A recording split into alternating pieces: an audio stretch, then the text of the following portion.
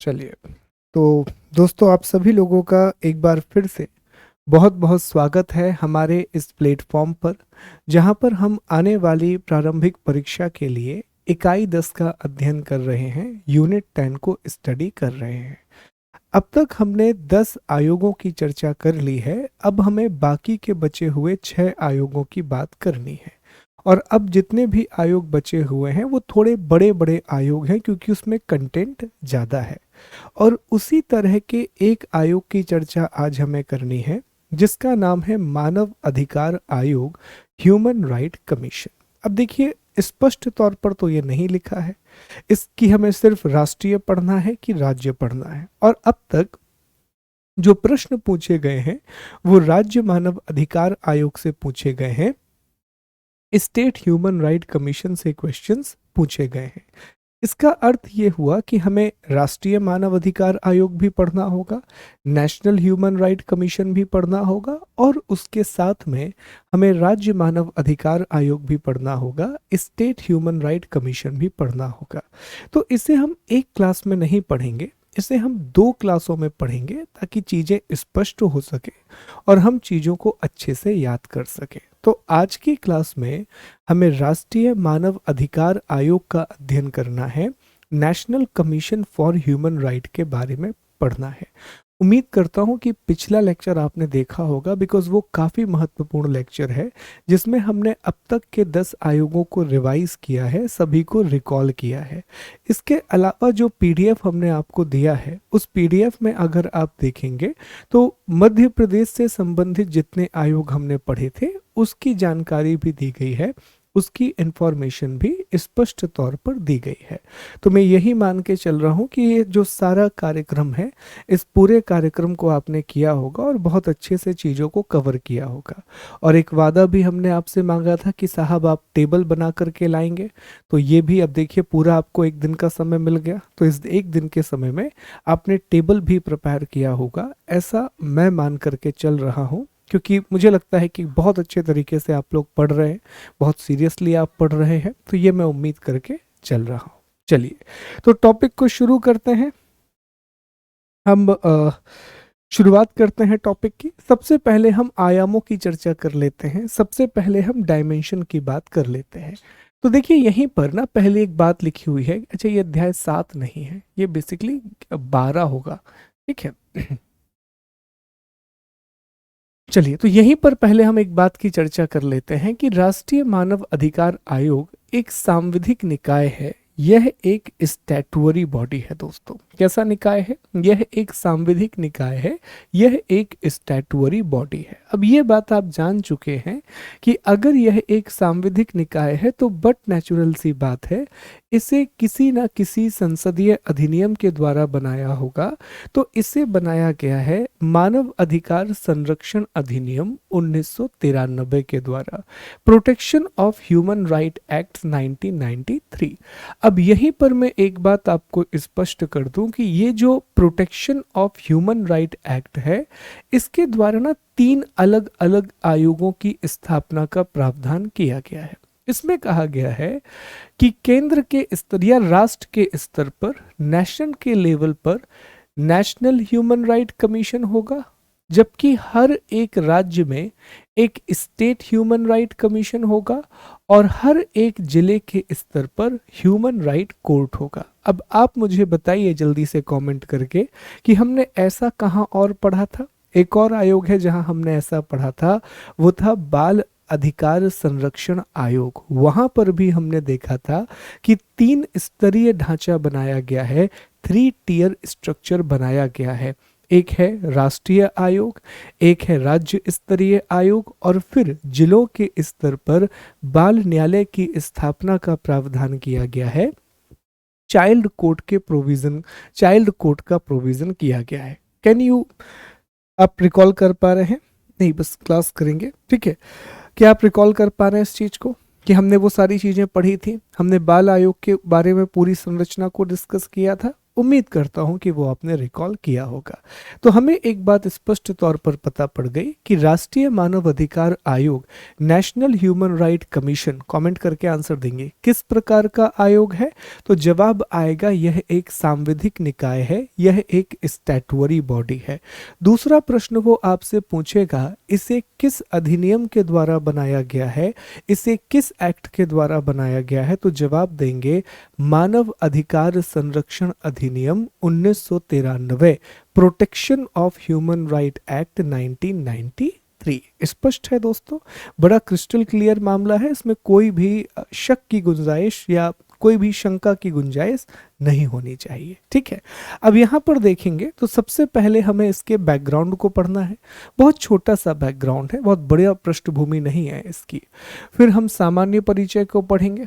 हमेशा की तरह आप जानते हैं कि ये बहुत ही महत्वपूर्ण मसला है, क्योंकि सारी बातें हम यहीं पर सीखते हैं टॉपिक के बारे में। फिर हमें प्रमुख धाराओं की बात करनी है, अगेन ये भी इंपॉर्टेंट है दोस्तों, मेजर सेक्शन की बात करनी है। ओके, और प्रमुख धाराओं के द्वारा ही हम ये समझेंगे कि संरचना क्या है, योग्यता क्या होती है, पदावधि क्या है, सेवा शर्तें क्या है, हटाने की प्रक्रिया क्या है। इन सभी बातों की चर्चा भी हम इसी दौरान करेंगे। फिर हम ये देखेंगे कि राष्ट्रीय मानव अधिकार आयोग की सीमाएं क्या हैं, लिमिटेशन क्या है। इसके बाद हम राष्ट्रीय मानवाधिकार आयोग के अध्यक्षों को पढ़ेंगे, चेयरमैन को पढ़ेंगे, और बाकी जो 3 टॉपिक हैं जिसमें राज्य मानव अधिकार आयोग, मध्य प्रदेश मानव अधिकार आयोग, मानव अधिकार न्यायालय और अन्य तथ्य, इन्हें हम अगली कक्षा में डिस्कस करेंगे, जिसका टाइटल होगा राज्य मानव अधिकार आयोग, स्टेट ह्यूमन राइट कमीशन। तो अब मैं उम्मीद करके चलूंगा कि आपके दिमाग में ये स्पष्टता है कि आज हमें कितने टॉपिक पर बात करनी है या क्या क्या हमें समझना है। देखो, अच्छी बात यह है कि हमारी स्पीड अब हमने थोड़ी सी बढ़ा दी है, और स्पीड बढ़ाने का कारण यह है कि आयोग के बारे में अब जो एक मौलिक समझ है, जो एक फंडामेंटल अंडरस्टैंडिंग है, वो आपके दिमाग में बन चुकी है। अब जैसे एक प्रश्न अगर मैं आपसे करूं, सभी लोग जवाब दीजिएगा जल्दी से, ठीक है? सभी लोग जवाब दीजिएगा कि सामान्यतः आयोगों के पास किस प्रकार की शक्तियां होती हैं, जनरली जितने भी कमीशन हैं उनके पास किस प्रकार की पावर होती है। तो क्या जवाब आएगा? सभी लोग जवाब दीजिए दोस्तों जल्दी से। तो आप सभी का जवाब आना चाहिए कि सर जितने भी आयोग हैं उनके पास सामान्यतः जो शक्तियां होती हैं वो सिविल न्यायालय की शक्तियां होती हैं, सिविल कोर्ट की पावर होती है। अब दूसरा प्रश्न अगर मैं आपसे पूछूं कि राष्ट्रपति या केंद्र सरकार किन पैमानों पर सीधे सीधे अध्यक्ष या सदस्य को हटाती है, तो वही पैमाने आपके दिमाग में आएंगे कि सर सीधे हटाना है तो या तो दिवालिया हो जाए, या तो काम करने में असमर्थ हो जाए, या फिर सर अनसाउंड माइंड हो जाए, अर्थात विकृति चित्र हो जाए, किसी ऐसे अपराध में कारावास की सजा मिले जो कि नैतिक अक्षमता से जुड़ा हो, जिसमें मोरल टर्पिट्यूड शामिल हो, काम करते समय कोई ऐसे हितों को अर्जित कर ले जो उसके इंटरेस्ट को इफेक्ट करें, कोई लाभ का पद धारण कर ले, प्रॉफिट ऑफ ऑफिस को ज्वाइन कर ले। और कुछ आयोग में 1-2 शर्तें अलग से जोड़ दी जाती हैं कि अगर 3 बैठकों में अनुपस्थित हुए तो आपको हटा दिया जाएगा, वो कुछ कमीशन में अलग से जोड़ी गई। तो यही है ना, आप देखें, सभी को ध्यान से देखें तो अल्टीमेटली आपको ये नजर आता है कि हाँ, ये कहानी हर जगह रिपीट हो रही है। अच्छा, रिपोर्ट के मामले में भी यही मसला है। रिपोर्ट जहां केंद्र सरकार को दी जाएगी वो अल्टीमेटली पार्लियामेंट में प्रेजेंट होगी, जहां प्रेसिडेंट को दी जाएगी वो भी अल्टीमेटली पार्लियामेंट में पेश होगी। तो अब आपकी फाउंडेशन बहुत स्ट्रांग हो गई है। 10 लेक्चर करने के बाद आपके दिमाग में पता है कि सर अब हमें आपको समझाने की आवश्यकता नहीं है, अब आपको डिटेल में जाने की जरूरत नहीं है, अब बस हमें मोटा मोटा बता दीजिए ऊपर से, ताकि हमें बस ये पता रहे कि हाँ, ये अंतर है, ये डिफरेंसेस है। क्या मैं आप पे विश्वास कर सकता हूँ इस बात का कि हाँ, अब आप उस स्तर तक पहुंच गए हैं जहां अब आपको मुझे स्पून फीडिंग करने की जरूरत नहीं है, एक अच्छे स्तर पर आप पहुंच सकते हैं। ये तो ट्रस्ट मैं आप पे कर ही सकता हूँ। All okay with this? बताइए सभी लोग। राइट, बहुत बढ़िया, सभी लोग कह रहे हैं यस सर, बिल्कुल परफेक्टली ऑल राइट। चलिए तो आगे बढ़ते हैं, अब एक एक करके उसको समझना शुरू करते हैं। सबसे पहले हमें यह समझना होगा बैकग्राउंड के तहत कि सर आखिरकार ह्यूमन राइट, मानव अधिकार, ये जो शब्द है इसका अर्थ क्या होता है, इसका सामान्य मतलब समझते हैं। तो इसकी परिभाषा बड़ी स्पष्ट है कि एक व्यक्ति को सिर्फ मानव होने के नाते जो भी अधिकार मिले हैं, एक व्यक्ति को, क्योंकि वो एक ह्यूमन है, तो जितने भी उसे अधिकार मिले हैं उन्हीं को हम मानव अधिकार कहते हैं, उन्हीं को हम ह्यूमन राइट कहते हैं। ये बहुत बड़ी परिभाषा है, ध्यान से समझिएगा। देखिए एक बात बताइए कि एक तरफ ह्यूमन है और एक तरफ हमने मान लिया डॉग है। क्लियर? दो अलग अलग एग्जाम्पल ले लेते हैं हम। तो मानव को बहुत सारे अधिकार मिले हैं, ना कि डॉग को। मानव को मानव होने के नाते क्या अधिकार मिला है? सबसे पहले तो उसे जीवन का अधिकार मिला है कि कोई भी उसके जीवन को गलत तरीके से खत्म नहीं कर सकता। फिर उसे खाने का अधिकार मिला है कि फूड, जितने भी संसाधन अर्थ पर हैं उस पर सभी मानवों का अधिकार है, कोई भी व्यक्ति भूख से क्यों मरेगा। ठीक है। फिर आप देखें तो उसे राइट टू अपॉर्चुनिटी मिलना चाहिए, उसे अवसर की समानता मिलनी चाहिए। ठीक है। ऐसे बहुत सारी चीजें हैं जो सिर्फ मानव को इसलिए मिली हैं क्योंकि वो मानव है। दुनिया में जितने भी अधिकार आते हैं ना दोस्तों, चाहे वो फंडामेंटल राइट हो, चाहे वो लीगल राइट हो, या चाहे वो किसी भी एग्जीक्यूटिव के राइट्स हो, वो सभी मानव अधिकारों के तहत ही आते हैं। इसको ऐसे भी समझ सकते हैं आप कि अगर मैं एक पूरा सर्कल ड्रॉ करूं तो ये पूरा सर्कल रिप्रेजेंट करेगा ह्यूमन राइट को। ये जो पूरा का पूरा गोला है ये मानव अधिकारों को दर्शाएगा। इसी मानव अधिकार का एक हिस्सा है फंडामेंटल राइट, एक हिस्सा है लीगल राइट, और हम ये कह सकते हैं कि अगर कोई और अधिकार भी होते हैं तो एक हिस्सा है अदर राइट। ठीक है। तो बस आपको ये याद रखना है कि एक व्यक्ति को मानव होने के नाते जो मूलभूत अधिकार मिलने चाहिए उन्हीं को हम मानव अधिकार कहते हैं, जैसे खाने का अधिकार, साफ पानी पीने का अधिकार, जीवित रहने का अधिकार, ये सारी चीजें मिलना चाहिए। लेकिन क्या यही परिभाषा संविधान में दी गई है? नहीं। तो अधिनियम में ये लिखा हुआ है, एक्ट में ये लिखा हुआ है, वो सारे अधिकार, वो सारे राइट जो या तो कॉन्स्टिट्यूशन में दिए गए हैं, या किसी इंटरनेशनल कन्वेंशन में बताए गए हैं, या फिर सुप्रीम कोर्ट ने बताए हैं, उन सभी को हम ह्यूमन राइट कहेंगे।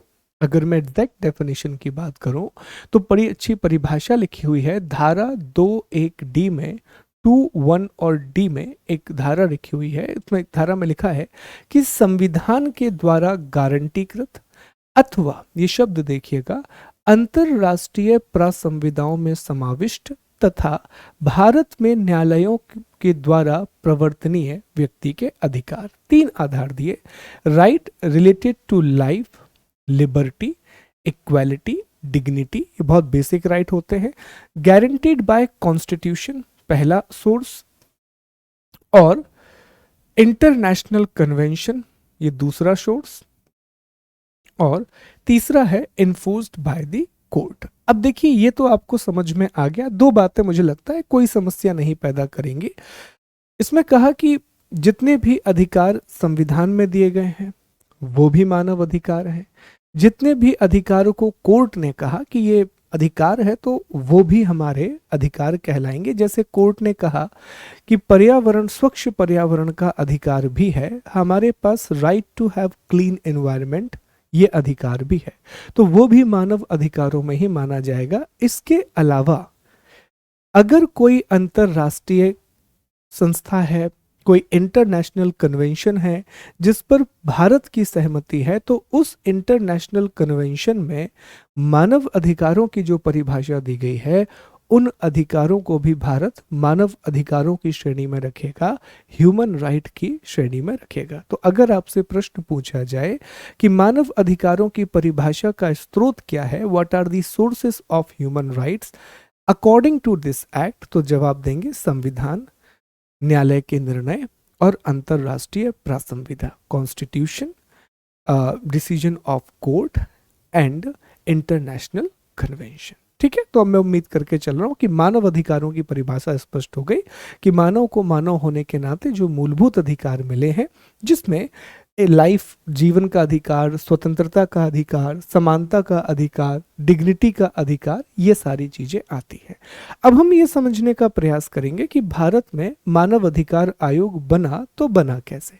तो इसकी शुरुआत होती है दोस्तों 10 दिसंबर 1948। हम कह सकते हैं कि भारत की आजादी के लगभग एक साल बाद की कहानी, जब संयुक्त राष्ट्र महासभा के द्वारा मानव अधिकारों की सार्वभौमिक घोषणा की गई। ये प्रश्न पूछा जाता है, universal declaration of human right by the United nation general assembly. ये बहुत प्रश्न आता है कि मानव अधिकारों की सार्वभौमिक घोषणा मानव अधिकारों की सार्वभौमिक घोषणा किसके द्वारा की गई? Who declared the universal human right? तो जवाब होगा यूनाइटेड नेशन। और कब की गई? 10 दिसंबर 1948 को। यही कारण है दोस्तों कि हर साल आप देखेंगे कि 10 दिसंबर को, 10th ऑफ दिसंबर को हम ह्यूमन राइट डे मनाते हैं, हम मानव अधिकार दिवस मनाते हैं। अब मैं आपको एक होमवर्क दे रहा हूं, छोटा सा करके आएंगे आप लोग और कमेंट जरूर करेंगे कि हाल ही में जो दिसंबर हुआ है, तो उसमें जो मानव अधिकार दिवस मनाया गया, उसका थीम क्या था, उसका विषय क्या था। ये आप कमेंट करके जरूर बताएंगे, अगली क्लास में हम आपसे पूछेंगे भी। तो हर साल 10 दिसंबर को हम मानव अधिकार दिवस मनाते हैं, इंटरनेशनल ह्यूमन राइट डे मनाते हैं। दोस्तों 1991 में, 1991 में मानव अधिकारों से संबंधित पेरिस घोषणा पत्र की शुरुआत की गई, डिक्लेरेशन किया गया, Paris declaration related to human right. और इसी के आधार पर 12 अक्टूबर 1993 में मानव अधिकार अधिनियम 1993 के द्वारा मानव अधिकार संरक्षण आयोग का गठन हुआ। ठीक है, ह्यूमन राइट कमीशन का फॉर्मेशन हुआ under the human right protection act 1993। अब याद रखेंगे, एक और बड़े इंटरेस्टिंग पॉइंट है जो यहाँ आपको याद रखना है कि अधिनियम में जिन बातों को इंटरनेशनल कन्वेंशन से लिया गया है, वो ये 1948 का कन्वेंशन नहीं है, वो ये पेरिस डिक्लेरेशन है जो 1991 में हुआ। पेरिस डिक्लेरेशन में भी ये बताया गया कि मानव अधिकार क्या होते हैं और एक देश को अपने यहाँ मानव अधिकारों का बढ़ावा देने के लिए कौन कौन से कदम उठाने चाहिए। ठीक है, तो अब ये पूरी कहानी आपको याद रखनी है। 12 अक्टूबर 1993 को राष्ट्रीय मानव अधिकार आयोग का गठन हुआ, नेशनल ह्यूमन राइट कमीशन बना। तो एक बार मैं सारी बातें आपको क्विकली रिकॉल करा देता हूं ताकि याद रहे डेट के हिसाब से। कुछ जरूरी डेट है। पहला हमने पढ़ा कि 10 दिसंबर 1948। इस दिन क्या हुआ दोस्तों? तो 10 दिसंबर 1948 को 10 दिसंबर 1948 को यूनाइटेड नेशन ने ह्यूमन राइट का यूनिवर्सल डिक्लेरेशन किया। यूनाइटेड नेशन ने मानव अधिकारों की सार्वभौमिक घोषणा की। फिर हम आगे बढ़े तो हमने देखा कि इसीलिए हम 10 दिसंबर को हर साल क्या मनाते हैं दोस्तों? ह्यूमन राइट डे मनाते हैं, मानव अधिकार दिवस मनाते हैं। फिर हमने आगे ये भी देखा कि 1991 में ह्यूमन राइट, मानव अधिकारों से संबंधित पेरिस डिक्लेरेशन सामने आता है, पेरिस घोषणा पत्र सामने आता है। और इसी के आधार पर 12 अक्टूबर 1993 सबसे इंपॉर्टेंट डेट है दोस्तों जो आपको याद रखनी है। 12 अक्टूबर 1993 इस दिन भारत में गठन होता है नेशनल ह्यूमन राइट कमीशन का। और इसका आधार क्या था? तो इसका जो आधार था दोस्तों वो था ह्यूमन राइट प्रोटेक्शन एक्ट 1993, 1993 का मानव अधिकार संरक्षण अधिनियम। तो इसीलिए यह कैसा निकाय है? यह एक स्टैट्यूटरी बॉडी है, यह एक सांविधिक निकाय है। मुझे बताइए क्या यहाँ तक सारी बातें स्पष्ट हैं? कोई भी डाउट है यहाँ तक? यहाँ से सवाल बनते हैं दोस्तों जिनको विशेष तौर पर आप ध्यान रखेंगे कि ह्यूमन राइट से संबंधित पेरिस डिक्लेरेशन कब आया, राष्ट्रीय और राज्य मानव अधिकार किस प्रकार के आयोग हैं। अच्छा, एक बात और इसको भी हम रिकॉल कर लेते हैं कि ये जो ह्यूमन राइट एक्ट आया है 1993 का, इसने वास्तव में 3 स्तरीय संरचना का निर्माण किया है, 3 टियर सिस्टम बनाया है। नेशनल लेवल पर नेशनल ह्यूमन राइट कमीशन बनाया है, स्टेट के लेवल पर स्टेट ह्यूमन राइट कमीशन बनाया है, और जब आप इसे डिस्ट्रिक्ट अर्थात जिला के लेवल पर देखते हैं तो ह्यूमन राइट कोर्ट बनाए हैं। तो ये 3 स्तरीय संरचना है जो जिला से लेकर के राष्ट्र स्तर तक जाती है। ये ठीक वैसी ही संरचना है जैसी हमने बाल आयोग में डिस्कस की थी, जैसा स्ट्रक्चर हमने चाइल्ड कमीशन में डिस्कस किया था। ठीक है, स्पष्ट है यहां तक सारी बातें? ऑल ओके और नॉट?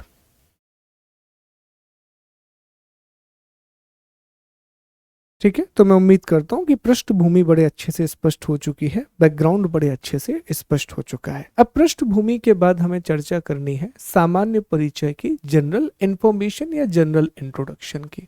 अब इसमें वही पॉइंट है जो अब तक हमने पढ़े, बस 1-2 पॉइंट बड़े स्पेशल आएंगे। जैसे स्थापना कब हुई, तो अभी हमने आपको बताया कि 12 अक्टूबर 1993 को 12 अक्टूबर 1993 को सेंट्रल गवर्नमेंट केंद्र सरकार के द्वारा स्थापना की गई। आधार क्या है? मानव अधिकार संरक्षण अधिनियम 1993 की धारा 3, section 3 of protection of human right act 1993। अभी बताया तो स्पष्ट है कि यह एक सांविधिक निकाय है, स्टैट्यूटरी बॉडी है। बस ये याद रखेंगे कि इसका गठन केंद्र सरकार के द्वारा किया गया, सेंट्रल गवर्नमेंट के द्वारा किया गया है। प्रकृति सांविधिक निकाय है। मुख्यालय कहाँ पर है? नई दिल्ली में है। पहले अध्यक्ष का नाम रंगनाथ मिश्रा और वर्तमान अध्यक्ष का नाम है अरुण कुमार मिश्रा। पहली महिला सदस्य, हम यहाँ पर मेंबर की बात कर रहे हैं, पहली महिला सदस्य, फर्स्ट विमेन मेंबर जो इसकी बनी वो थी फातिमा बीबी। वो कौन थी दोस्तों? फातिमा बीबी। अब तक आप देखिए ये पूरी एक सूची है जिसमें रंगनाथ मिश्र हैं, MN वेंकटचलैया हैं, JS वर्मा हैं, AA आनंद हैं, शिवराज पाटिल हैं, राजेंद्र बाबू हैं, गोविंद प्रसाद माथुर हैं, KG बालाकृष्णन। ठीक है, यहाँ से आपने नाम सुने होंगे सभी लोगों के।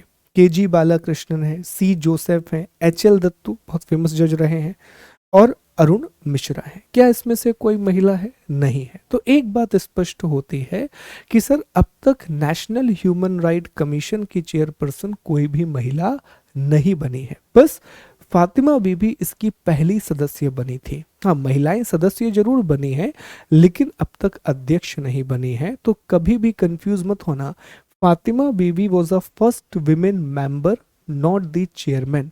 फातिमा बीबी आयोग की पहली महिला सदस्य थी, ना कि आयोग की पहली महिला अध्यक्ष। तो यह आपको याद रखना है, विशेष तौर पर ध्यान रखना है, इसमें कोई भी गलती आप नहीं करेंगे। तो सामान्य परिचय स्पष्ट है। यहां से प्रश्न क्या बनेंगे कि राष्ट्रीय मानव अधिकार आयोग का गठन किसने किया? Who constituted the national human right commission? तो जवाब देंगे केंद्र सरकार, सेंट्रल गवर्नमेंट। पहले अध्यक्ष का नाम रंगनाथ मिश्र, वर्तमान अध्यक्ष अरुण मिश्रा। ठीक है, न्यायमूर्ति अरुण मिश्रा। पहली महिला सदस्य फातिमा बीबी, पहली महिला अध्यक्ष कोई नहीं। अब तक कोई भी व्यक्ति, कोई भी महिला विमेन अध्यक्ष नहीं बनी है, चेयरपर्सन नहीं बनी है। ठीक है, मुख्यालय कहां पर है? नई दिल्ली में है। हेडक्वार्टर कहां पर है? न्यू दिल्ली में इसका हेडक्वार्टर है। ठीक, स्पष्ट? कोई समस्या? ओके, चलिए, तो ये सामान्य जानकारी थी, एक जर्नल इंट्रोडक्शन था टॉपिक के बारे में। अब हमें सबसे महत्वपूर्ण टॉपिक को पढ़ना है, या आप पढ़ लीजिएगा। ओके, अब हमें सबसे महत्वपूर्ण टॉपिक को पढ़ना है, प्रमुख धाराएं, मेजर सेक्शन। आप जानते हैं ये इंपॉर्टेंट है क्योंकि इसी में हम सब कुछ पढ़ते हैं आयोग के बारे में। तो आने वाले जो 20 मिनट हैं मैं चाहता हूं कि आप पूरा फोकस्ड रहें, कमेंट से बिल्कुल नज़र हटा करके पूरा फोकस कीजिए टॉपिक के ऊपर। ये एक बार आपको याद हो गया तो मान के चलिए कि आपने सब कुछ याद कर लिया। ठीक है, ये वही बात है कि अगर तीर्थ नहीं भी कर पाए तो अगर गंगा नहा लिए तो सभी तीर्थ कर लिए। तो अगर धाराओं को आपने अच्छे से पढ़ लिया, मानिए कि आपने सब कुछ पढ़ लिया। ठीक है, अब ध्यान देंगे तो सबसे पहले इसमें हम एक ओवरव्यू लेंगे पूरे टॉपिक का। तो जब आप ये अधिनियम पढ़ते हैं तो इस पूरे अधिनियम में कुल 8 अध्याय हैं, 8 चैप्टर हैं और 43 धाराएं हैं, 43 सेक्शन हैं। इम्पॉर्टेंट बात यह है, जैसे सूचना आयोग में 2019 में संशोधन हुआ था, ठीक उसी तरह मानव अधिकार आयोग में भी 2019 में संशोधन हुआ है और बहुत सी बातों को बदला गया है। तो वो भी हम डिस्कस करेंगे कि कौन कौन सी बातों को इसमें बदला गया। अब इसमें ना 3 अध्याय बड़े इंपॉर्टेंट हैं। जैसे एक है मानव अधिकार आयोग, इसकी चर्चा की गई है धारा 3 में, सेक्शन 3 में। फिर इसके बाद है राज्य मानव अधिकार आयोग, इसकी चर्चा धारा 21 से धारा 29 में की गई है। और एक है मानव अधिकार न्यायालय, इसकी चर्चा धारा 30 से 31 की गई है। धारा याद नहीं करनी है, बस मैं आपको ये बता रहा हूं कि अधिनियम में क्या क्या दिया गया है। अब जब आप नेशनल ह्यूमन राइट को देखते हैं ना, तो इसके 3 अध्याय बड़े इंपॉर्टेंट हैं। सबसे पहले है अध्याय 2, चैप्टर 2, जिसमें धारा 3 से 11 तक राष्ट्रीय मानव अधिकार आयोग को बहुत विस्तार से समझाया गया है, बहुत डिटेल से समझाया गया है दोस्तों। इसमें सब कुछ है जो इसका चैप्टर 2 है ना, पूरे के पूरे एक्ट का, इसमें कंप्लीटली डिस्क्रिप्शन दिया गया है नेशनल ह्यूमन राइट कमीशन का। यही पढ़ना है हमें। धारा अध्याय 2 में धारा 3 से 11 तक सब कुछ आपको मिल जाएगा। ठीक है, मैं फिर से कह रहा हूं, धारा याद नहीं करना है।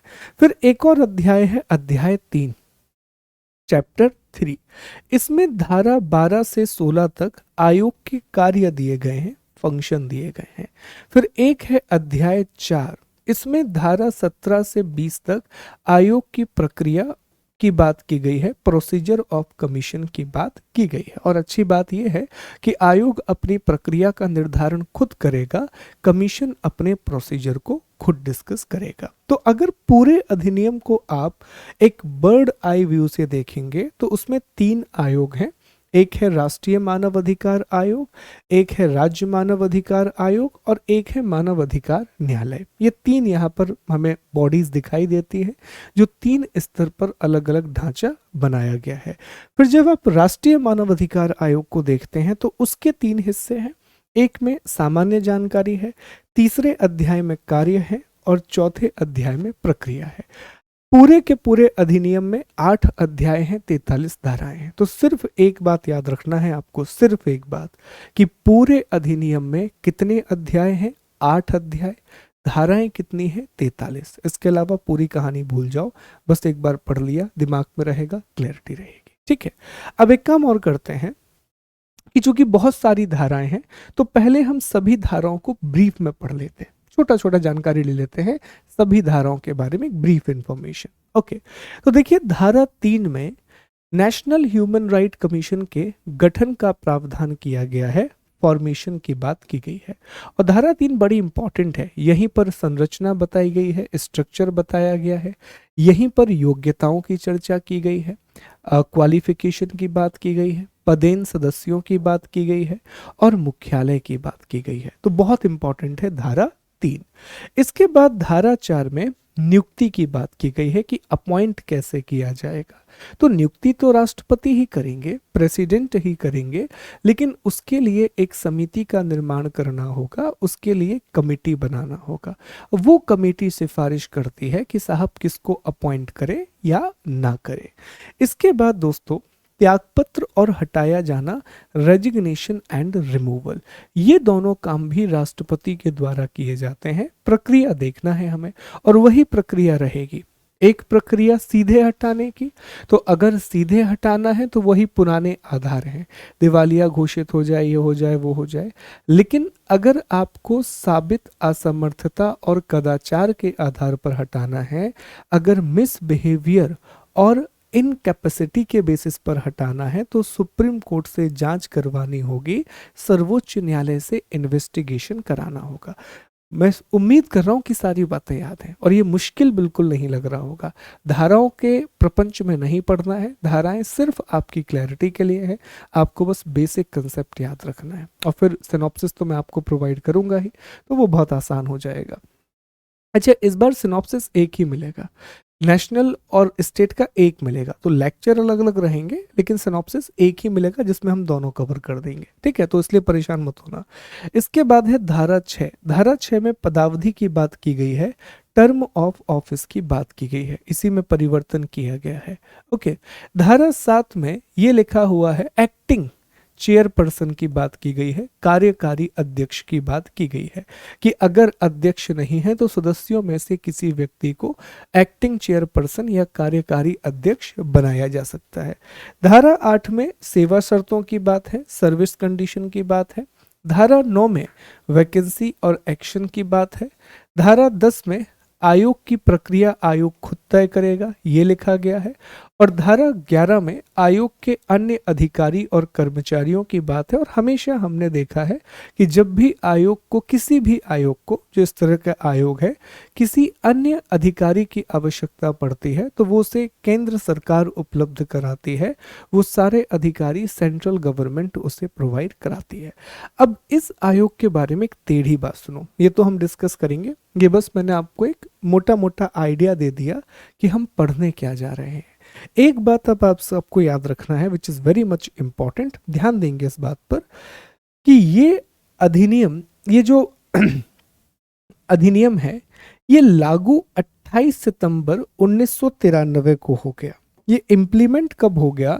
28 सितंबर 1993, लेकिन इसे नोटिफाई किया गया 8 जनवरी 1994 में। तो कंफ्यूज नहीं होंगे, ऐसा कई बार होता है कि एक्ट को पहले लागू कर दिया जाता है, उसे नोटिफाई बाद में किया जाता है। तो लागू हो गया 28 सितंबर 1993 को, और 12 अक्टूबर 1993 पे नेशनल ह्यूमन राइट कमीशन भी बन गया। लेकिन एक्ट को नोटिफाई किया गया था 8 जनवरी 1994 को। तो बिल्कुल भी कंफ्यूज नहीं होना है, दोनों डेट सही लिखी है, बस अलग अलग समय पर नोटिफिकेशन आया था। अब चलिए एक एक धारा का पोस्टमार्टम करना शुरू करते हैं और चीजों को समझना शुरू करते हैं। बहुत आसान है, दिक्कत नहीं जाएगी। सबसे पहले इसमें है धारा 3(1). इसमें बड़ी सिंपल सी बात कही गई है कि केंद्र सरकार के द्वारा, सेंट्रल गवर्नमेंट के द्वारा राष्ट्रीय मानव अधिकार आयोग का गठन किया जाएगा। तो यहां से दो सवाल बन सकते हैं दोस्तों। पहला सवाल तो यही बन सकता है कि राष्ट्रीय मानव अधिकार आयोग का गठन मानव अधिकार अधिनियम की किस धारा के तहत किया गया है? तो जवाब देंगे कि धारा 3 में ये स्पष्ट तौर पर लिखा हुआ है कि केंद्र सरकार के द्वारा, सेंट्रल गवर्नमेंट के द्वारा नेशनल ह्यूमन राइट कमीशन बनाया जाएगा। That's it. धारा 3(2) ये बड़ी इंपॉर्टेंट धारा है क्योंकि इसमें संरचना की बात की गई है, स्ट्रक्चर की बात की गई है। इसमें क्या है, इसको थोड़ा पहले समझ लेते हैं, फिर अपन इसकी पीपीटी देखेंगे। देखिए, इसकी संरचना में ना कुल 6 लोग शामिल हैं, टोटल 6 मेंबर है, 6 हैं। कैसे हैं? एक तो इसमें से अध्यक्ष है और 5 इसमें सदस्य हैं। तो अगर आपसे कोई पूछे नेशनल ह्यूमन राइट कमीशन का कंपोजिशन क्या है, तो इसके कंपोजिशन में एक अध्यक्ष है और 5 सदस्य हैं। अब यहीं पर ना इनकी योग्यता भी लिखी गई है। इसमें लिखा गया है कि अध्यक्ष वही व्यक्ति होगा, चेयरमैन वही व्यक्ति होगा, देखिए एक बार ध्यान से, अध्यक्ष वही व्यक्ति होगा जो सुप्रीम कोर्ट का सेवानिवृत्त मुख्य न्यायाधीश या न्यायाधीश रहा है, रिटायर्ड चीफ जस्टिस, वर्ड पर ध्यान देंगे, और जज ऑफ अ सुप्रीम कोर्ट। मतलब यहां पर स्पष्ट तौर पर यह लिख दिया कि साहब जो व्यक्ति होगा अध्यक्ष, वो सिर्फ सुप्रीम कोर्ट से होना चाहिए, और सुप्रीम कोर्ट का करंट जज नहीं होगा, हमेशा रिटायर्ड जज होना चाहिए। हाँ, अब ये हो सकता है कि वो चीफ जस्टिस भी हो सकता है या फिर वो एक नॉर्मल जज भी हो सकता है। मैं दोबारा रिपीट करता हूँ, कंफ्यूज मत होना, बहुत जरूरी प्रोविजन है, ध्यान से सुनना।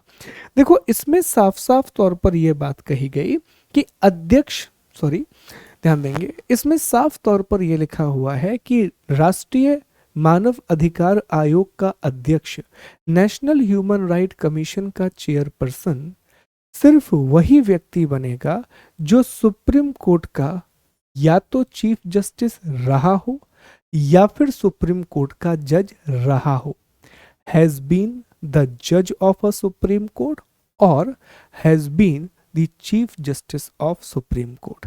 तो दो बातें स्पष्ट हैं कि अध्यक्ष सिर्फ और सिर्फ सुप्रीम कोर्ट से ही आएगा, और दूसरी बात, वो रिटायर्ड होगा, वो सेवानिवृत्त होगा।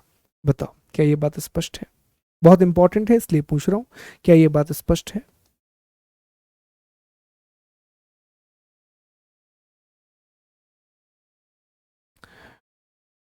ठीक है सर, अध्यक्ष की बात तो हमें समझ में आ गई कि वो सुप्रीम कोर्ट का रिटायर्ड चीफ जस्टिस या जज होगा। अब मेंबर की बात सुनो।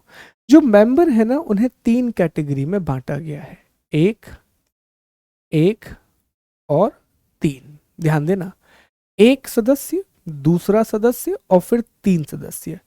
पहले सदस्य की क्वालिफिकेशन इसमें ये लिखी हुई है कि वही व्यक्ति आयोग का एक सदस्य ऐसा होना चाहिए आयोग में, कमीशन में एक मेंबर ऐसा होना चाहिए जो सुप्रीम कोर्ट का या तो रिटायर्ड जज हो या फिर वर्किंग जज हो।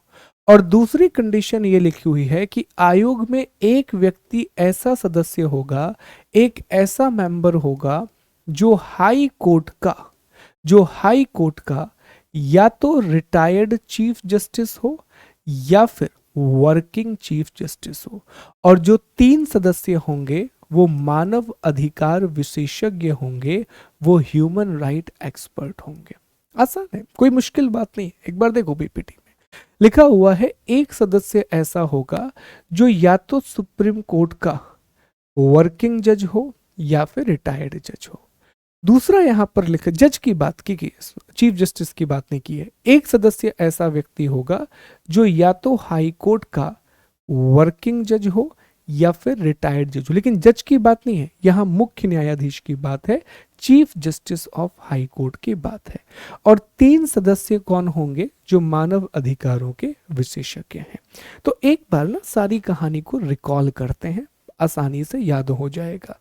पहली चीज वो आपसे बता रहा है कि आयोग का अध्यक्ष सिर्फ और सिर्फ सुप्रीम कोर्ट का रिटायर्ड जज ही बनेगा या रिटायर्ड चीफ जस्टिस बनेगा। इसको अलग कर दो दिमाग में कि सर अध्यक्ष का मतलब है सुप्रीम कोर्ट का या तो रिटायर्ड चीफ जस्टिस या फिर रिटायर्ड जज। अध्यक्ष क्लियर। एक सदस्य सुप्रीम कोर्ट से आएगा और एक सदस्य हाई कोर्ट से आएगा। एक मेंबर सुप्रीम कोर्ट से और एक मेंबर हाई कोर्ट से। अब जो व्यक्ति सुप्रीम कोर्ट से आएगा तो हो सकता है वो सुप्रीम कोर्ट का रिटायर्ड जज हो या फिर वो वर्किंग जज हो, दोनों में से कोई भी। चीफ जस्टिस की बात नहीं है, या तो सुप्रीम कोर्ट का वर्किंग जज या फिर सुप्रीम कोर्ट का रिटायर्ड जज। और हाई कोर्ट का सिर्फ और सिर्फ चीफ जस्टिस या तो वर्किंग या तो रिटायर्ड। हाई कोर्ट का सिर्फ और सिर्फ चीफ जस्टिस या तो वर्किंग या तो रिटायर्ड। और बाकी के जो 3 लोग हैं, बाकी के जो 3 मेंबर हैं, वो ह्यूमन राइट एक्सपर्ट होंगे, वो मानव अधिकारों के एक्सपर्ट या विशेषज्ञ होंगे। बताइए स्पष्ट है? मैं उम्मीद करता हूं बिल्कुल स्पष्ट हो गया होगा जिस तरह से हमने पढ़ा है। Any doubt in this?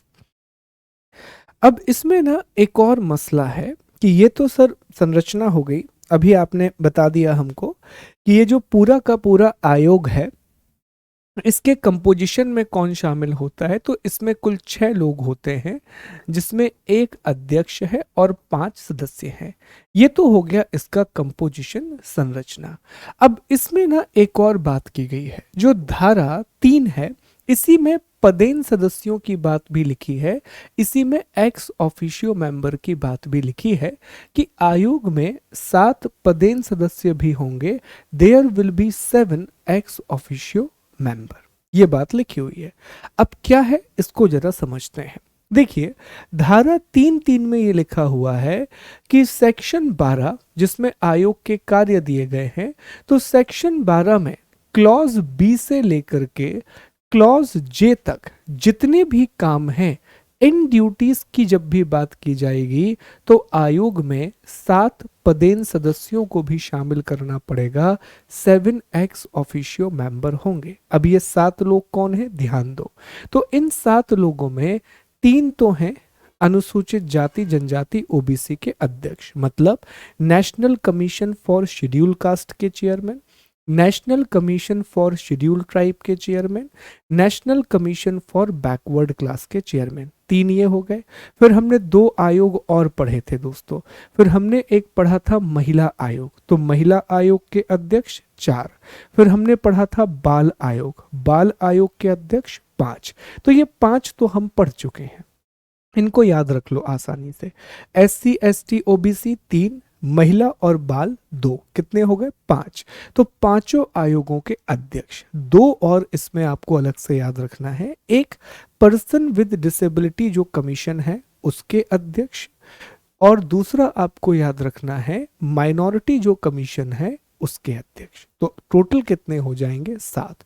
तो यहां पर मैंने अक्षय कुमार की फोटो इसलिए बनाई है क्योंकि यहां पर तो ये अध्यक्ष है ही है, यहाँ पर तो चेयरपर्सन है ही है, अब यहाँ पर भी पदेन सदस्य है, तो पैसा ही पैसा होगा वाली फीलिंग आ गई है ना। तो अक्षय कुमार की फोटो बना दी हमने हेरा फेरी वाली। तो अब देखिए साहब, अगर आपसे पूछा जाए, ध्यान दीजिएगा, देखो एक बात पहले स्पष्ट कर लें कि अगर आयोग की संरचना पूछी जा रही है तो उसमें 5 ही लोग शामिल हैं, ये धारा में स्पष्ट लिखा हुआ है, कंपोजिशन में 5 लोग ही शामिल हैं। लेकिन कुछ कार्यों के लिए जो धारा 12 में बताए गए हैं, उन कार्यों के लिए इसमें 7 पदेन सदस्य भी जोड़े गए हैं, 7 एक्स ऑफिशियो मेंबर भी इंक्लूड किए गए हैं। तो इन सातों के नाम आप याद रखेंगे। अल्पसंख्यक आयोग के अध्यक्ष, दिव्यांग आयोग के अध्यक्ष, अनुसूचित जाति के अध्यक्ष, जनजाति के अध्यक्ष, पिछड़ा वर्ग आयोग के अध्यक्ष, महिला और बाल विकास आयोग के अध्यक्ष। बहुत आसान है, मुश्किल बिल्कुल भी नहीं है दोस्तों, क्योंकि इसमें से 5 कमीशन हमने ऑलरेडी पढ़े हुए थे। ठीक है, तो अब तक हमें यह समझ में आया कि आयोग की संरचना में 5 लोग तो शामिल हैं, लेकिन यह भी लिखा हुआ है कि कुछ कार्यों के लिए 7 पदेन सदस्य भी होंगे, 7 ex officio chairman, x officio member भी शामिल होंगे। इसके अलावा दोस्तों आयोग में ना एक सचिव होता है जिसे आयोग का महासचिव या general secretary of the commission कहा जाता है, और इसकी जो नियुक्ति है वो केंद्र सरकार करती है, और इसी को आयोग का सीईओ भी कहा जाता है। तो अगर वो आपसे ये प्रश्न पूछ ले कि आयोग का सीईओ कौन होता है, तो आप जवाब देंगे कि जो व्यक्ति आयोग का जनरल सेक्रेटरी है उसी को हम आयोग का सीईओ भी बोलते हैं। बहुत आसान है, परेशान नहीं होना है। ठीक है, तो ये भी इसमें शामिल होता है। आयोग का मुख्यालय कहाँ पर है? आयोग का हेडक्वार्टर दिल्ली में है, लेकिन अगर चाहे तो इसे कहीं और भी बनाया जा सकता है केंद्र सरकार की अनुमति से। मान लीजिए अध्यक्ष का मन है कि उसे दिल्ली के अलावा कहीं और अपना हेडक्वार्टर खोलना है, तो केंद्र सरकार से अनुमति लेनी पड़ेगी, सेंट्रल गवर्नमेंट से इस बात का अप्रूवल लेना पड़ेगा। अब देखो आपके दिमाग में ना कुछ बहुत भयंकर वाले डाउट आ गए होंगे, तो संरचना है क्या सर? तो संरचना तो 6 लोगों की है, लेकिन जब इसमें कुछ कार्यों के लिए आप कहेंगे कि 7 एक्स ऑफिशियो मेंबर जोड़ दिए जाते हैं, 7 पदेन सदस्य जोड़ दिए जाते हैं, और एक सचिव इसमें जोड़ दिया जाता है, एक सेक्रेटरी इसमें जोड़ दिया जाता है। ठीक है, कंपोजिशन 6 लोगों की ही है, लेकिन कुछ कार्यों के लिए 7 पदेन सदस्य और एक सचिव जोड़ दिया जाता है। अगर मुख्य परीक्षा में आप लिखेंगे तो उसमें आप लिखेंगे मुख्य संरचना, फिर लिखेंगे पदेन सदस्य और फिर सचिव। अगर प्रारंभिक परीक्षा में प्रश्न आया कि कितने लोग शामिल होते हैं, तो वो ऑप्शन के हिसाब से आंसर करना पड़ेगा। अगर ऑप्शन में दिया हुआ है इन सभी को एक साथ, तो आप टिक कर दीजिएगा, अन्यथा आप चाहें तो सिर्फ, अगर नहीं है ऑप्शन में ये सब कुछ, तो सही जवाब होगा 6, 1 + 5। That is the actual composition of the commission, जो आयोग की एक्ट में लिखा हुआ है। एक्ट में क्लियर लिखा हुआ है कि कंपोजिशन में कौन कौन शामिल होगा। स्पष्ट है? ठीक है, बताइए, ऑल गुड? चलिए आगे बढ़ते हैं, अगले टॉपिक पर आते हैं। तो धारा 3 में हमने देखा नियुक्ति की बात, धारा 3 में हमने गठन की बात कर ली, और धारा 3 में ही हमने देख लिया कि आयोग में कौन कौन शामिल होगा। अब अच्छा, ये 2019 इसलिए लिखा गया है कि इन्हें 2019 में संशोधन करके जोड़ा गया है, 2019 में अमेंडमेंट करके जोड़ा गया है। अब हमें नियुक्ति की बात करनी है, अब हमें अपॉइंटमेंट प्रोसेस को डिस्कस करना है कि अपॉइंट कैसे किया जाता है, नियुक्त कैसे होते हैं, और इसी में हम और भी चीजों की बात करेंगे। तो देखिए दोस्तों, नियुक्त तो राष्ट्रपति ही करेंगे, अपॉइंट हमेशा प्रेसिडेंट ही करते हैं। ये बात याद रखेंगे। लेकिन राष्ट्रपति खुद नियुक्त नहीं करेंगे, इसके लिए इन्हें 6 सदस्यों वाली एक चयन समिति बनानी पड़ती है, 6 मेंबर वाली एक सिलेक्शन कमेटी बनानी पड़ती है। अब ये थोड़ा अलग इसीलिए है कि अब तक आपने जितने भी आयोग पढ़े हैं, तो अगर वहां पर कोई कमेटी बनाई गई है तो जनरली वो 3 लोगों की बनाई गई। जैसे आपको याद होगा, हमने बाल आयोग को जब पढ़ा था, तो बाल आयोग के अध्यक्ष के लिए भी 3 मेंबर कमेटी बनाई गई थी। फिर जब हमने सूचना और सतर्कता आयोग को पढ़ा, तो वहां भी 3 मेंबर सिलेक्शन पैनल था। लेकिन यहाँ 6 लोगों की चयन समिति बनाना पड़ेगा, यहाँ 6 मेंबर की कमिटी को बनाना जरूरी है। अब इन 6 मेंबर में होता कौन कौन है, तो इसके अध्यक्ष प्रधानमंत्री होते हैं, हमेशा की तरह जो हमने दूसरे आयोगों में भी देखा है। इसमें लोकसभा के अध्यक्ष शामिल होते हैं, speaker of house of the people, Lok Sabha को हाउस ऑफ द पीपल कहते हैं।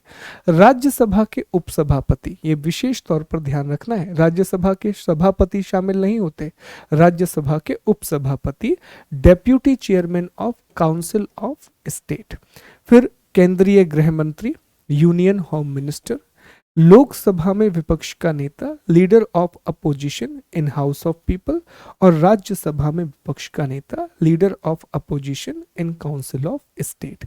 अब इसको ना मुश्किल बना के याद मत करो, इसे सरल बना के याद करो। देखो, हमें यह पता पड़ा कि 6 लोगों की समिति है, इसका अध्यक्ष कौन है? पहला व्यक्ति हमें याद होगा कि सर पीएम जो है वो इसके अध्यक्ष है। अब बचे 4 में से दोस्तों, सॉरी, अब बचे, अच्छा एक और याद रख लीजिए, और इसमें एक होम मिनिस्टर शामिल है।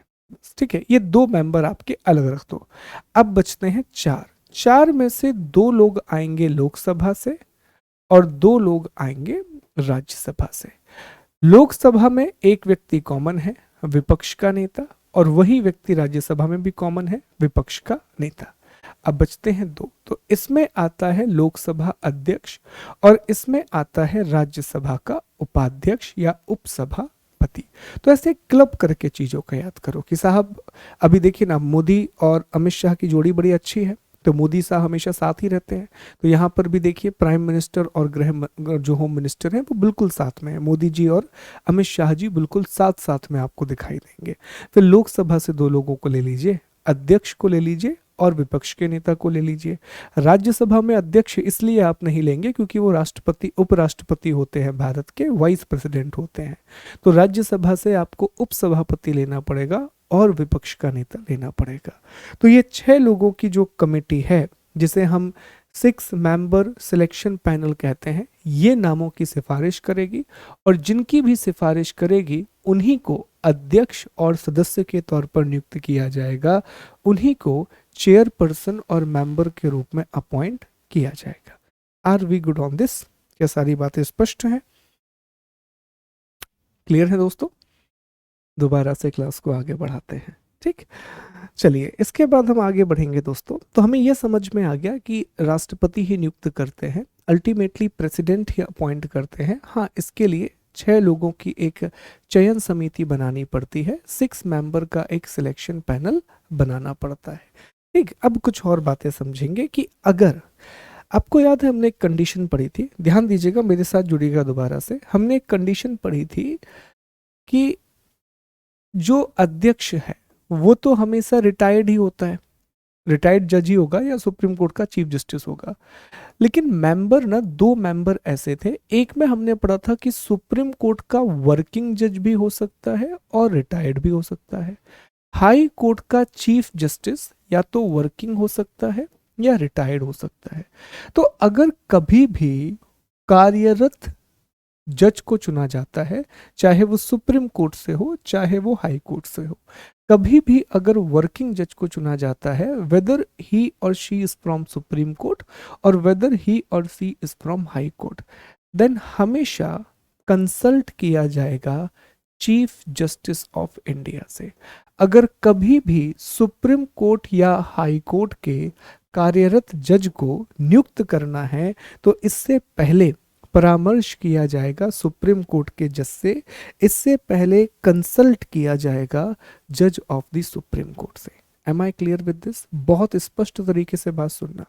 अगर रिटायर्ड को अपॉइंट करना है तो सुप्रीम कोर्ट के जज से कंसल्ट करने की जरूरत नहीं है, लेकिन अगर आपको करंट जज को नियुक्त करना है जो वर्किंग है, तो आपको सुप्रीम कोर्ट के चीफ जस्टिस से एक बार कंसल्ट करना पड़ेगा, सर्वोच्च न्यायालय के मुख्य न्यायाधीश से एक बार अनुमति लेनी पड़ेगी। बताइए, क्लियर है? क्लियर है? ठीक है, चलिए आगे बढ़ते हैं। इसके बाद कुछ और बातें बची हैं, थोड़ी सी बातें हैं, फिर इस क्लास को हम खत्म करेंगे। देखिए, अगली चर्चा है त्यागपत्र। तो जब भी त्यागपत्र और हटाने की बात आती है तो ऑब्वियसली बात है, दुख का मसला है, तो यहाँ पर दुख के कुछ इमोजीज बनाए हमने, मिनियंस हमेशा फेवरेट होता है।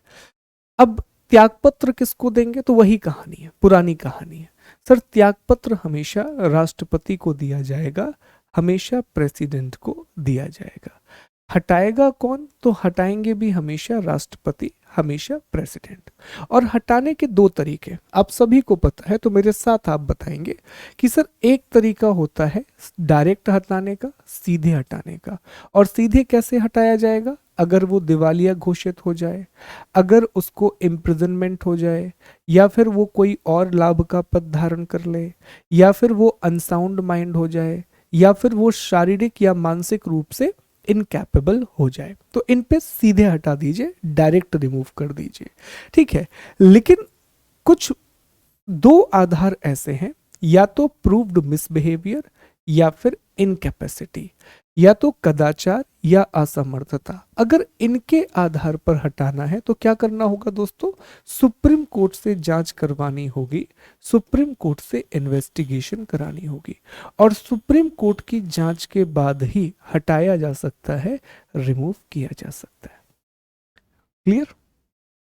ये तो पढ़ा है ना पहले से, कोई समस्या नहीं है सर, बहुत अच्छे से पढ़ा है ये हमने। अब बार बार पढ़ के तो याद भी हो गया सर, पूरे आधार भी हमें याद हो गए, वही लिखा हुआ है। त्यागपत्र किसको देंगे, राष्ट्रपति को देंगे। हटाएंगे कैसे, राष्ट्रपति, सर्वोच्च न्यायालय की जांच के बाद। आधार कदाचार एवं अक्षमता। लेकिन सीधे कैसे हटा सकते हैं, इन आधारों पर हटा सकते हैं। क्लियर दोस्तों, कोई दिक्कत? ऑल गुड, बहुत बढ़िया, वेरी गुड। फिर यहाँ पर कोई समस्या नहीं है। चलिए आगे बढ़ते हैं, हटाने की प्रक्रिया भी समझ में आ गई। अब आगे बढ़िए।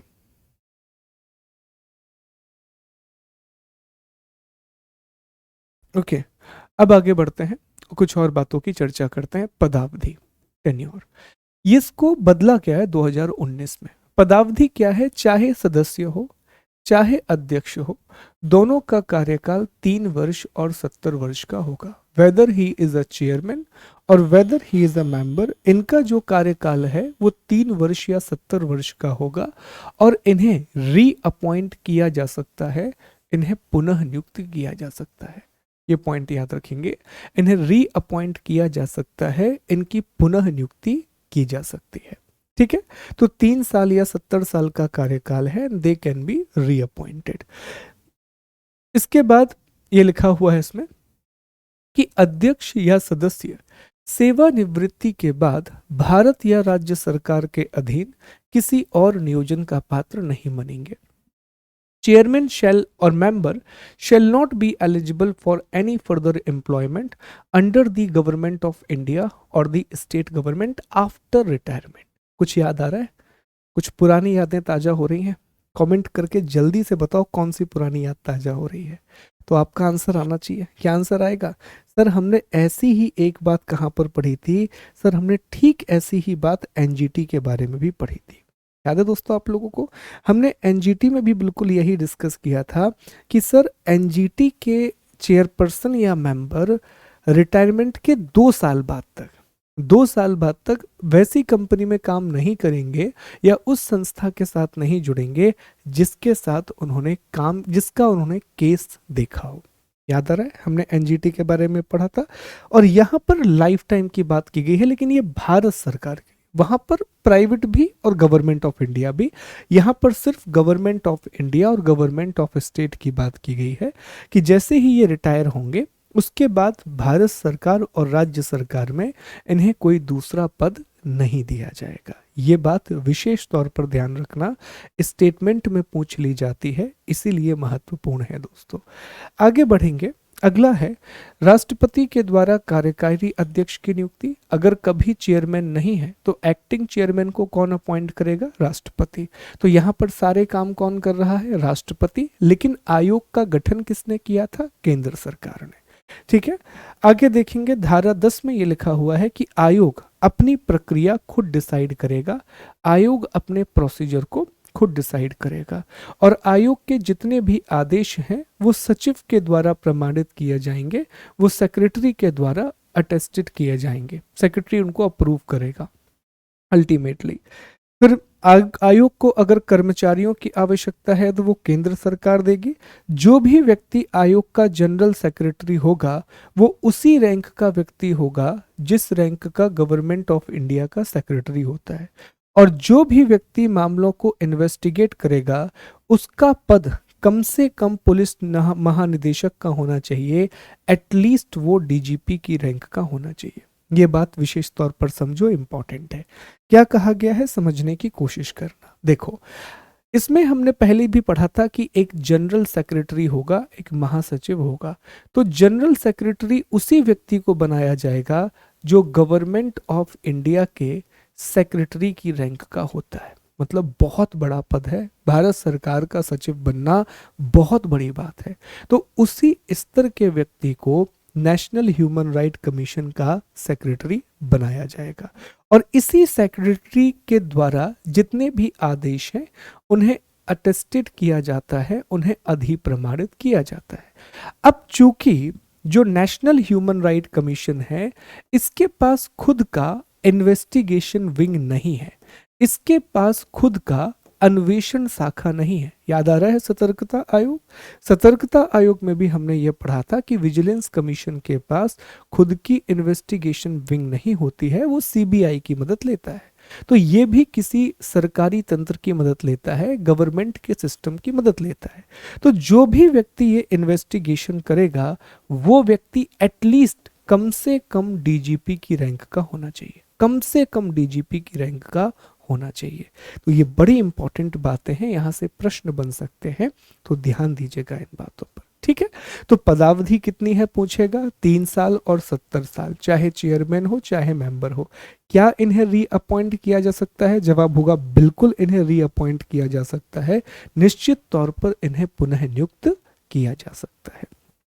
अगला, सेक्रेटरी किस रैंक का व्यक्ति बनता है? तो जो गवर्नमेंट ऑफ इंडिया के सेक्रेटरी रैंक का होगा वही सेक्रेटरी बनेगा।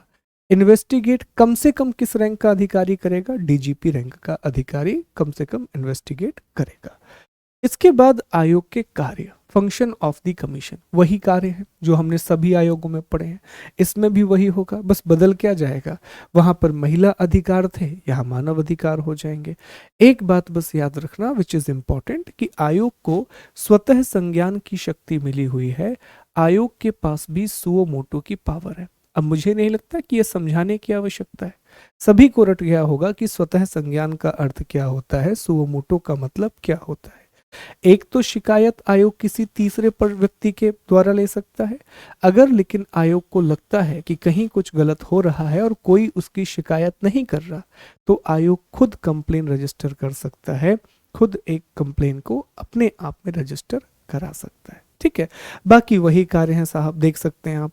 मानव अधिकारों के प्रति जन जागरूकता फैलाना, मानव अधिकारों का प्रभावी क्रियान्वयन करना, मानव अधिकार के शोध के लिए काम करना, जो भी एनजीओ ह्यूमन राइट के लिए काम कर रहे हैं उनको प्रमोट करना, न्यायालय के समक्ष अगर मानव अधिकार का लंबित कोई मामला है तो उसे न्यायालय की पूर्व अनुमति से हस्तक्षेप करना, पहले कोर्ट की परमिशन लेगा फिर वो उस मामले को लेगा।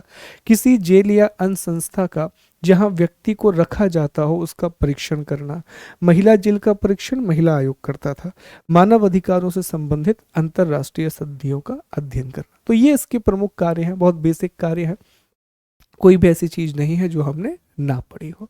आयोग की शक्तियां क्या क्या हैं? तो हम जानते हैं कि आयोग के पास सिविल न्यायालय की शक्तियां हैं, आयोग के पास सिविल कोर्ट की पावर है। और अगर सिविल न्यायालय की शक्तियां हैं तो ये भी हमें पता है कि इसका अर्थ क्या होता है। मीनिंग बड़ा क्लियर है कि ये किसी को भी समन जारी कर सकता है, कोई भी डॉक्यूमेंट मंगा सकता है। तो ये बेसिक पावर है, सिविल कोर्ट की पावर है ऐसा धारा 13 में लिखा हुआ है। अब कुछ 3-4 धाराएं हैं, उनको और पढ़िए, फिर इस टॉपिक को खत्म करते हैं। देखिए, धारा 14 में ये लिखा हुआ है कि आयोग अन्वेषण के लिए केंद्र सरकार या राज्य सरकार के अधिकारी या अन्वेषण एजेंसियों का प्रयोग करेगा। तो अभी हमने आपको बताया ना दोस्त कि नेशनल ह्यूमन राइट कमीशन के पास अपना इन्वेस्टिगेशन विंग नहीं होता। ये इन्वेस्टिगेशन के लिए या तो सेंट्रल गवर्नमेंट पर निर्भर होते हैं, या तो स्टेट गवर्नमेंट पर निर्भर होते हैं, या फिर किसी इन्वेस्टिगेशन ब्रांच पर निर्भर करते हैं। ठीक है, तो ये बात आपको याद रखना है। धारा 19 में कहा गया है सशस्त्र बलों के संबंध में प्रक्रिया, ये हम बाद में पढ़ेंगे, अभी इसमें काम की नहीं है। ठीक है, मुख्य परीक्षा में पढ़ने की है। अब हम रिपोर्ट की बात कर लेते हैं। तो रिपोर्ट ये जरूर आपको याद रखना है, ये बहुत इंपॉर्टेंट है दोस्तों, क्योंकि अब तक हर जगह हम पढ़ रहे थे कि सर पूरे काम जो है वो कौन कर रहा है। सर पूरे काम अब तक हम देख रहे थे कि राष्ट्रपति के द्वारा किए जाते थे, लेकिन आयोग अपनी रिपोर्ट जो केंद्र से संबंधित है वो केंद्र सरकार को देता है, और जो राज्य से जुड़ी हुई है वो रिपोर्ट राज्य सरकार स्टेट गवर्नमेंट को दी जाती है। केंद्र सरकार इस रिपोर्ट को संसद में पेश करता है, जबकि राज्य सरकार इसे राज्य विधायिका में पेश करती है। वही प्रक्रिया जो हमने देखी, लेकिन यहाँ पर एक प्रोविजन है जो हमने अनुसूचित जाति, जनजाति और ओबीसी में पढ़ा था। याद है आपको, वहां हमने पढ़ा था कि रिपोर्ट जब भी पार्लियामेंट में जाएगी तो अगर पार्लियामेंट ने एक्शन नहीं लिया तो उसके कारणों को समझाना पड़ेगा, उसके रीजंस को एक्सप्लेन करना पड़ेगा। ठीक यही बात यहाँ पर है दोस्तों कि अगर रिपोर्ट को नहीं माना गया है तो गवर्नमेंट को बताना पड़ेगा कि ऐसा क्यों है, इसकी अस्वीकृति का कारण बताना पड़ेगा। तो ये आपको याद रखना है। आपको पता है ना, स्टेटमेंट बन जाते हैं फिर समस्याएं शुरू हो जाती हैं। ठीक है, आयोग की सीमाएं डिस्कस करें। 3 ही सीमाएं हैं। एक तो सबसे बड़ी सीमा पूरे आयोगों की क्या है कि जितने भी आयोग हैं वो सलाहकारी हैं। सबसे बड़ी प्रॉब्लम तो यही है कि यार जो भी ये बात करते हैं वो सारी सलाहकारी होती है। इवन सीवीसी सलाहकारी है। कितनी शॉकिंग बात है कि सीवीसी सलाहकारी है। ठीक है, एडवाइजरी है। दूसरा, इन्वेस्टिगेशन विंग नहीं है, तो वो भी एक प्रॉब्लम जाती है। ये 2 बड़ी समस्याएं हैं, इन्वेस्टिगेशन विंग नहीं है और राष्ट्रीय मानव अधिकार की शक्तियां जो हैं वो सशस्त्र बलों के संबंध में काफी कम है, जो धारा 19 में दिया गया है। जो आर्म्ड फोर्सेस हैं उनके मामलों में आयोग के पास बहुत ही सीमित शक्तियां हैं, बहुत ही ज्यादा लेस पावर्स हैं। ठीक है, तो ये इसके वो है, और ये आयोग के अध्यक्ष हम पढ़ चुके हैं। बस एक बात आपको याद रखना है कि जो जस्टिस JS वर्मा है, इनका संबंध मध्य प्रदेश के सतना जिले से है। इनका जो रिलेशन है वो मध्य प्रदेश के सतना जिले से है। बस ये आपको याद रखना है। JS वर्मा आप देख सकते हैं आयोग के 3रे अध्यक्ष थे। तो यहां से ना एक सवाल और आपसे पूछा जा सकता है कि बताइए आयोग के 3रे अध्यक्ष का नाम क्या था। तो आपको लगेगा यार ये उलूल जुलूल सा सवाल कैसे पूछ लिया हमसे, ये क्या सवाल हुआ। वो सवाल रिलेट कर रहा है क्योंकि JS वर्मा का संबंध सतना से है, इसीलिए आपसे यह प्रश्न पूछा गया है। ठीक है, तो इसी तरह हमने राष्ट्रीय मानव अधिकार आयोग आसानी से कवर कर लिया। ठीक है, मुझे नहीं लगता कि हमने बहुत तेज पढ़ा है या फिर बहुत स्लो पढ़ा है। हर एक चीज को समझते हुए हमने नेशनल ह्यूमन राइट कमीशन खत्म कर लिया। अब अगली क्लास में राज्य मानव अधिकार आयोग पढ़ेंगे और वहीं पर हम प्रश्नों को भी लगा लेंगे, वहीं पर हम क्वेश्चंस को भी सॉल्व कर लेंगे, या फिर नहीं, वहाँ नहीं करेंगे, वो जो पैटर्न चल रहा है उसको चलने देंगे। अगला जो हम कैग पढ़ेंगे, तो कैग पढ़ने से पहले हम ह्यूमन राइट कमीशन के क्वेश्चंस को एक साथ लगा लेंगे और फिर एक साथ मैं आपको सिनॉप्सिस भी प्रोवाइड करा दूंगा। ठीक है, तो थैंक यू सो मच। आपसे फिर मुलाकात होगी। अपना ख्याल रखिए।